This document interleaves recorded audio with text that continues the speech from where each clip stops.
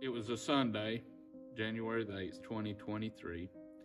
We went to church. Makenna was our firstborn child. And her aunt's birthday had been just during the week before. And so after church, Makenna said, I would like to fix Rhonda a birthday dinner tonight. We went to the grocery store and bought a bunch of stuff. So we left there and come home, and we carried the groceries that we had bought to fix her aunt's birthday dinner. We carried those in, just a few bags. Walked in the house, went in the kitchen, and Makenna set that bag on the kitchen counter. She just grabbed her head, and she said, oh my gosh, what a headache. And she said, oh, it's just terrible. And she sat down there in a bar stool, and she was holding her head. And she looked at her mom, and she said, this ain't right. Something's not right. And at that point in time, her mother said, well, let's go to the emergency room. Makenna said, no, we don't need to go to the emergency room. And she got up then and walked in there in the living room and sat down on the couch. Then she slid off the couch down onto the floor, onto her knees, and she went to praying to God to help her, to forgive her of her sins and her wrongdoings. That was her words exactly. And she said, I love you, God, and I need you. Please take this out of me, God, please. And then Makenna looked up at me and said, get me a bag, Daddy, I'm going to be sick. And I realized something was bad wrong, at that point in time. And I said, get up, we're going to the emergency room. So her mama had got her up, and we were starting out of the house, and Makenna staggered over to the side to a trash can that was over there and got sick a few more times. And then she sat down on the floor, and she looked at me and her mama, and she said, call an ambulance. She said, I can't feel my fingers. We got her up and headed to the truck. I said, we're not calling an ambulance. So I know that, there's precious time when you're having a stroke or an aneurysm. Just a couple of minutes can make a huge difference. And so her mother got her out to the truck and put her in the back seat of my truck. And of course, her mother got in there and was holding her. And we headed to Blairsville, to Union General Hospital. I mean, I was driving just absolutely as fast as I could drive. About 3 miles from the house, Makenna said something, and she slurred her speech real bad. I said, what did you say, Makenna? And I looked at her in the rearview mirror, and she said, I'm losing my hearing. When she said that, both her pupils went to the back corners of her eyes, and she closed her eyes. I knew we were running out of time fast. She was taking an agonal breath about every 20 to 30 seconds. Probably 2 to 3 miles away from the hospital.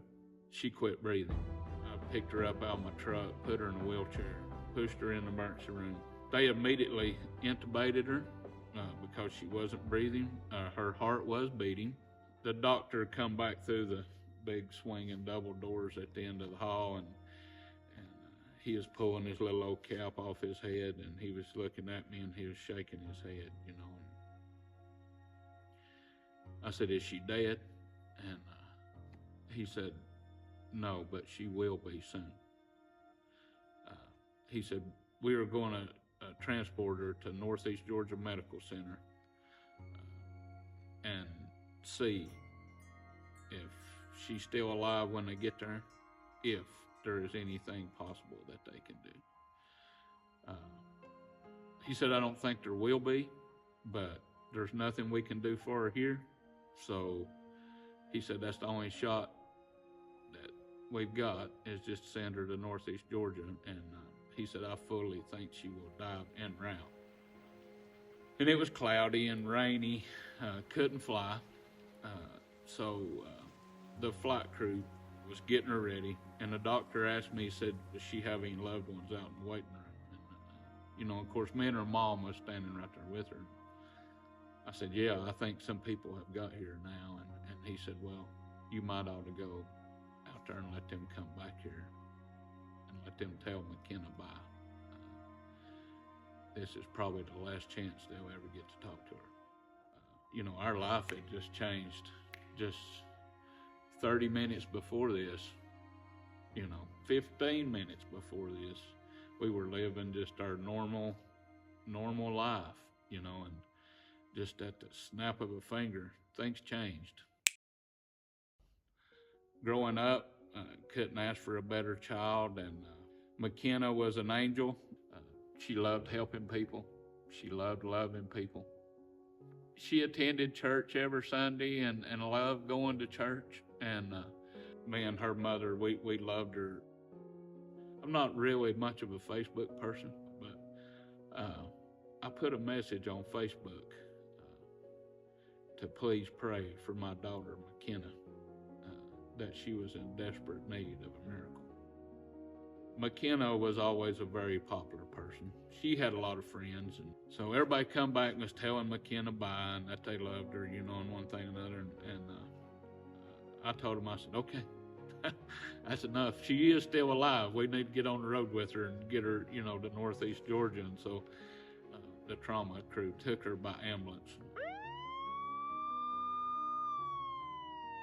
We headed down to Gainesville and to Northeast Georgia Medical Center. En route to the Northeast Georgia, a doctor called us to give us an update on Makenna. He said, Makenna's arrived. He said she's still alive, and said she is in surgery right now to repair the AVM aneurysm. But he did tell us Makenna's was in her head, and they are not treatable in the head. Hardly anybody ever survives that. The aneurysm burst. If they burst down, that's what most of the survival has been. He said, unfortunately, Makenna's busted on the top side of it, and it filled her whole entire head full of blood. He said, we're doing surgery on her right now, but that's just protocol because she was alive when she got here. He said, I am truly sorry. He said, but when you arrive at Gainesville, your daughter will be dead. We got to Northeast Georgia, and there was already a massive amount of people there, friends and family and church members. There was probably well over 100 people, there in that waiting room praying for Makenna. By the time that night was over, they had to move us to a huge waiting room in the hospital because there was so many people there. After 3 or 4 hours, surgeon come out, Dr. Stoney. He said, well, I've got the AVM repaired, but that don't mean a whole lot. After the surgery, they took Makenna back to an intensive care room, come got us and let us go back there to see Makenna. Absolutely heartbreaking to look there and see your baby laying there in bed, in the condition that she is in. And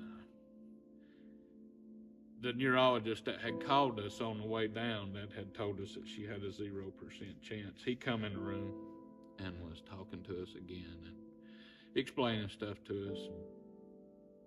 Again, he said, I want you to understand,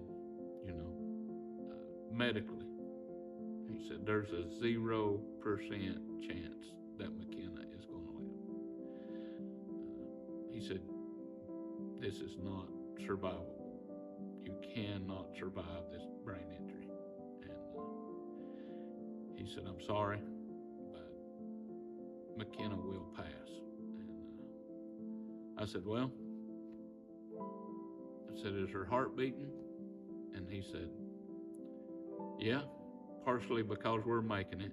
Technically, yeah, her heart's beating. And I said, is she breathing? And he said, we're kind of making her breathe. He said, I don't know if she's breathing at all on her own, but yeah, technically she's breathing. And I said, well, there's God. And I said, as long as she's breathing and her heart's beating, she stands a chance. And he said, Mr. Cook, do you understand what I've just told you? And I said, I understand thoroughly what you just told me. And I said, do you understand what I just told you? So we went back the next morning. The neurosurgeon's physician assistant was there. She come in the room and done some neurological exams on Makenna.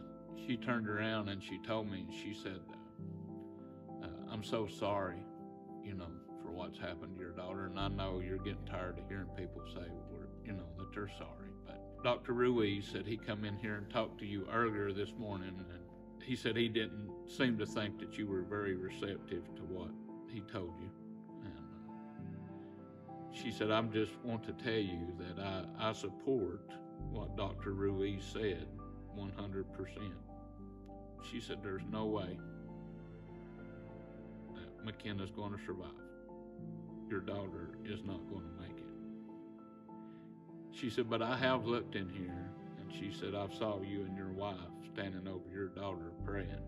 And she said, the only chance that your daughter Makenna has for recovering is God.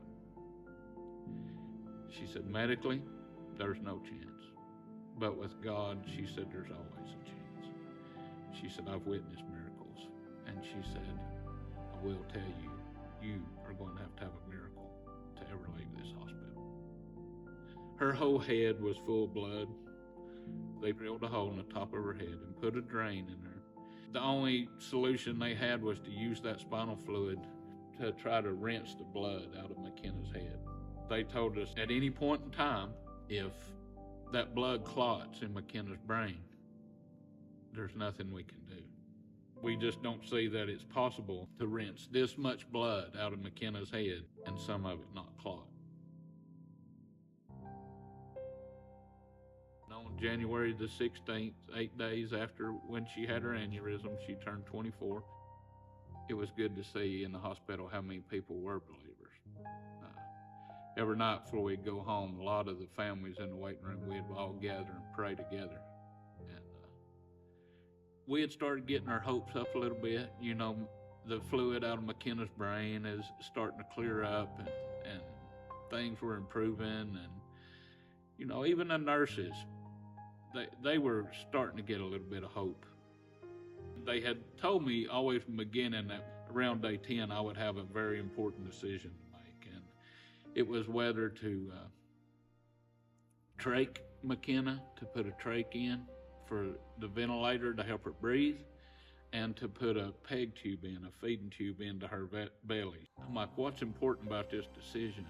And they said, well, you need to decide at this point in time, if we trach Makenna and then we put a feeding tube in her belly, she's going to live. But what quality of life is she going to live? So anyway, day 10 come, and the doctor, the neurosurgeon that was on call, he come in. I said, what do you think? He said, I can't tell you what decision to make. I said, if that was your 23-year-old daughter laying right there in that bed, what would you do? And he said, I'd do the procedures. And I said, well, cut the order. We're doing the procedures. During this time frame, Makenna would have a reaction of what they call neurostorming. And this is a reaction when somebody's had a brain injury and they hear a sound, feel a touch, smell a smell. They may have a pain somewhere, itch and want to scratch and can't touch whatever it is, and their body wants to react to it, and their brain is kind of short-circuited and their body can't react in a way they want to. It would really and truly make Makenna's whole body functions just short out, and her blood pressure may go sky high, her heart rate may go sky high, her blood oxygen level may drop, fever would spike. They would give her medication and it may swing all the way the other way, and her blood pressure may bottom out and her heart rate may go to nothing. It was a constant battle. Day 14 and day 15, Makenna really suffered bad from this neurostorm stuff. It was a struggle just to keep her alive. There was a nurse there named Cindy. She'd cry and she'd be like, Chad, you've got false hope. This is not going to work out, in your favor. She said, I'm sorry, but she said, I see this all the time. And she said, I've got to where, she said, I'm just going to tell you I love you. And she said, I believe you've just got different vision than what's going to happen. So day 16 rolled around. Cindy come back on duty, and Cindy walked in Makenna's room, and she shut her door and pulled the drapes, which she never done. She walked over to me and she started crying. And she said, Chad, we just had a meeting on Makenna. And she said, we started getting some hope for Makenna, but she said, Makenna's not going to get any better. She said, Chad, she's suffering. She said, we have decided to tell you, you need to pick a day where we can place Makenna on comfort care. We'll make Makenna comfortable. She won't suffer. And we'll let Makenna ease on out. And I said, how on earth do you make a decision such as that, for your own child, And I said, well, let's give her a week and reevaluate. And I said, if things change within that week, we'll make a decision earlier if we need to. But I said, I would like to give her another week. Of course, Makenna was in a coma, but I would sit there in the morning and play her music and stuff. And so we listened to that sermon from Kyle Cody. Jesus gets back from healing a man of the unclean spirit, and he's crossed back over the river, and he gets off the boat, and Jairus approaches Jesus and says, come help me. My daughter is at the point of death, and I need your help. And Jesus is going with Jairus to his house where his daughter is laying at the point of near death. And there's a big crowd following Jesus to see what he's going to do when he gets there. By the time he gets, to Jairus' house, Jairus' daughter is dead. They say there's no hope. Why did you even waste your time? Waste Jesus' time bringing him here. She has already died. And Jesus heals her, raises her, up from the dead.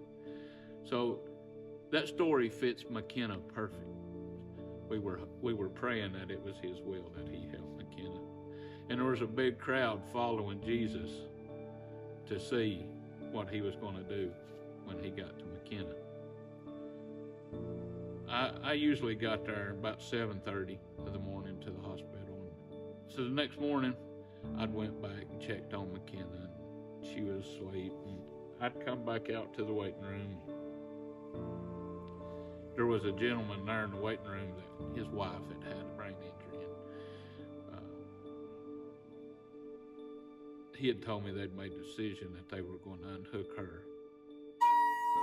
The elevator opened, and this man got off the elevator.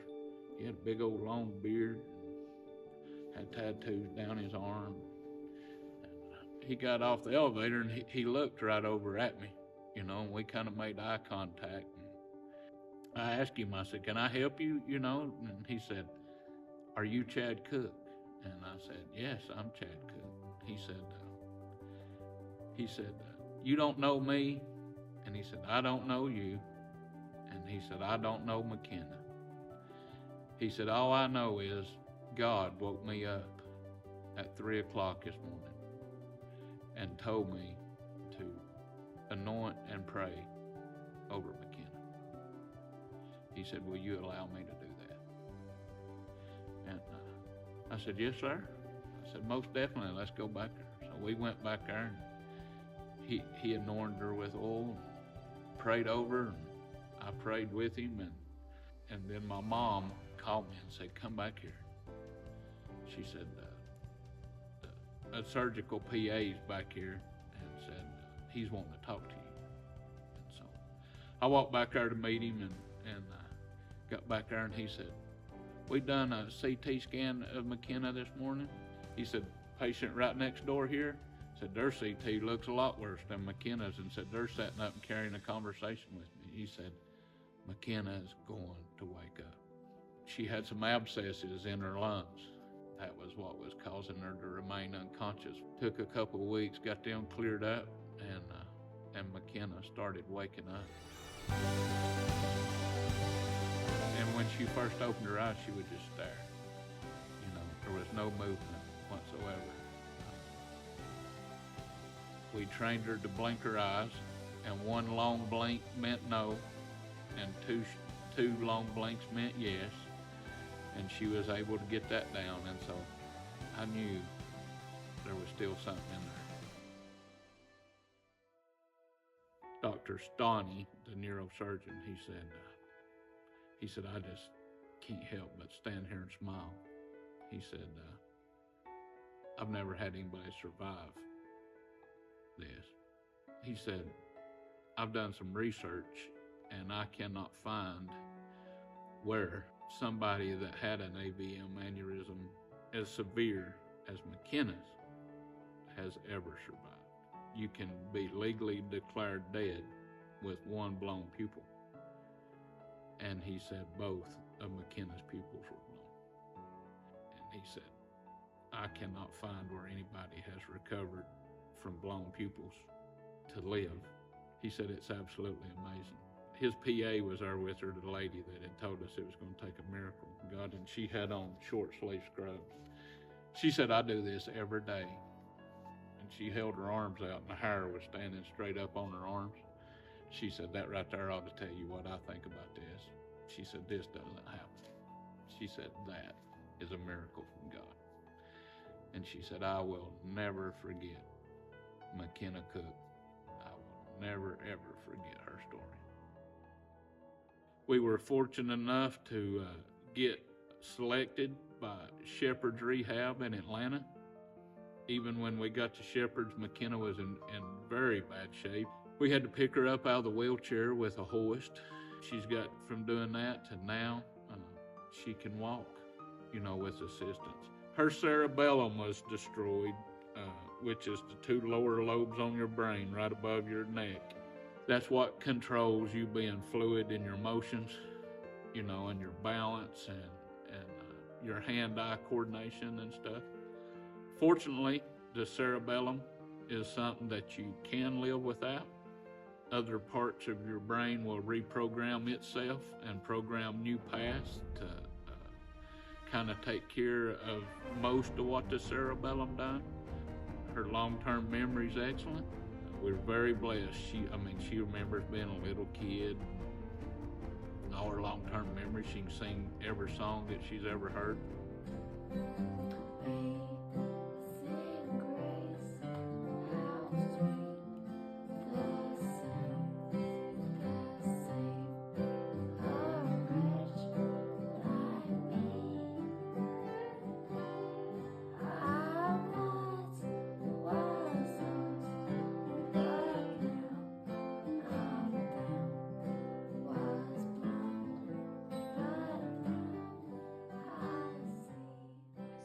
Project your voice. Up and down. Whole phrase. Up and down. Cream and Cream and sugar. bacon and Bacon and biscuits. hot and Hot and cold.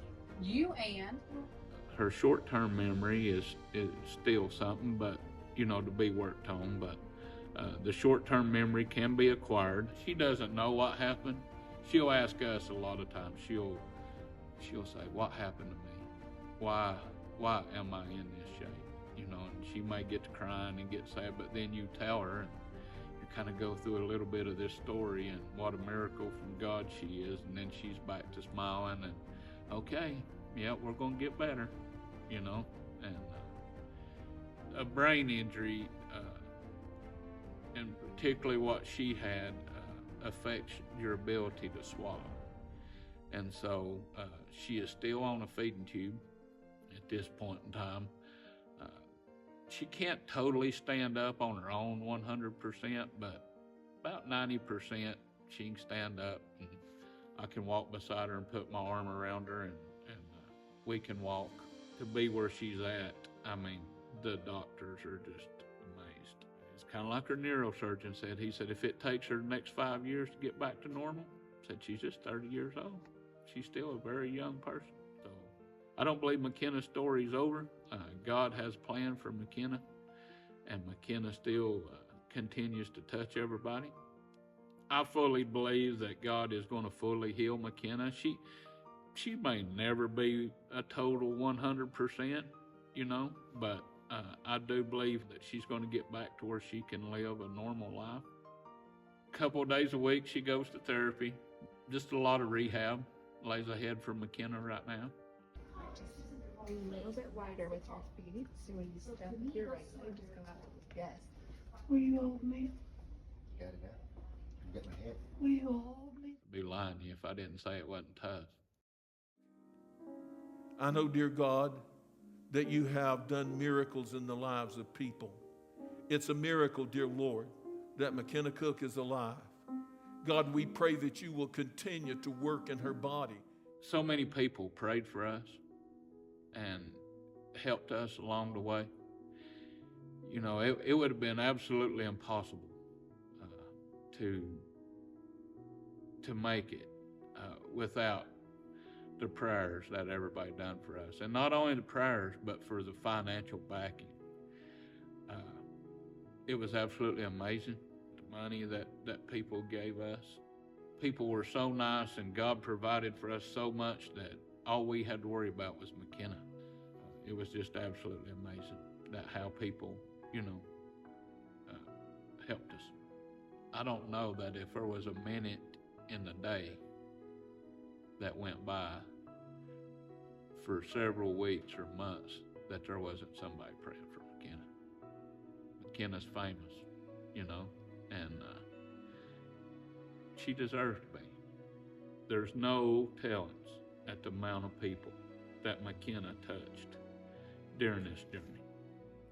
I had hundreds of people text me and tell me, you do not know what Makenna's brain injury, what her aneurysm, how it has improved my life and my spiritual life and my life with Jesus and God, my prayer life. Hundreds of people. And Makenna's message stretched out all across this country. And Makenna's story's not done yet. She's still got a long, hard road ahead of her. Your life can change. We all know that, and we all say that life is precious, and it can change in the blink of an eye, and it can. Your life and your lifestyle can change immediately, and I couldn't imagine that happening and not having God.